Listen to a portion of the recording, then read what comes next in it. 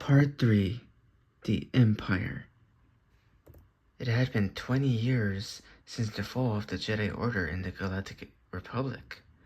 Darth Plagueis formed the Galactic Empire, and Darth Vader became his apprentice. The Empire built the Death Star. It had one flaw that would blow it up. Kendali, Qui-Gon, and R2-D2 went into hiding from the Empire.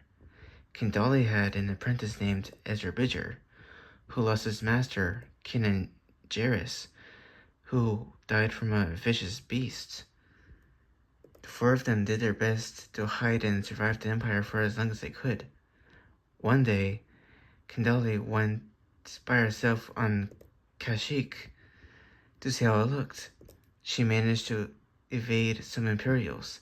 Suddenly, she saw a young woman who appeared to be Mandalorian, and she was stuck under a heavy object. Kendali used the Force to lift the object. The young woman got up and was about to leave, but she decided to go back to Kendali. She introduced herself as Sabine Wren. Kendali called her friends and learned that they were on Tatooine, and that their ship was destroyed. So they boarded a ship called the Ghost. It was after Kendali's Starfighter was destroyed. They both went to Tatooine. Sabine became friends with Kendali, R2-D2, Qui-Gon, and Ezra. When Sabine and Ezra saw each other, they began to like one another. On Tatooine, they found a canteen on Mos Eisley. There, they met Han Solo, Qi'ra, and Chewbacca. Those three had come from a mission, and they lost a friend named Lando Calrissian, who sacrificed his life for them. Han and Qi'ra were currently dating. They had been dating for a year. The three new acquaintances agreed to help the individuals board the Death Star. However, upon exiting the cantina, a small battalion of stormtroopers were sitting before them. They were armed with blasters.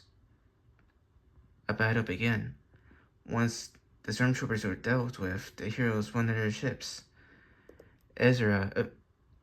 Kendali, Ezra, and Sabine went on the Ghost. Everyone else went onto the Millennium Falcon, and they were heading toward the Death Star.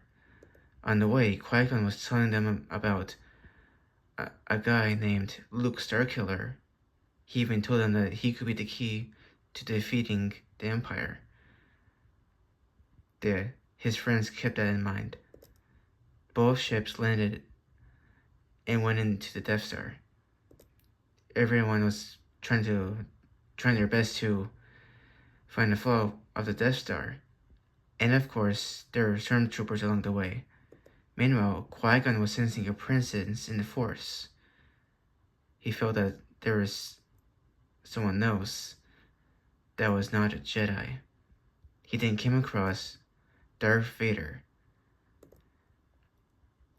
After a little interaction, he realized it was his former apprentice. Darth Vader then killed Qui-Gon. Qui-Gon had let him do it. The survivors went onto the ships and escaped. Unfortunately, they were unable to find a flaw. They began looking for Luke Starkiller. Well, this is the end of part 3. I hope you enjoyed this. Stay tuned for part 4.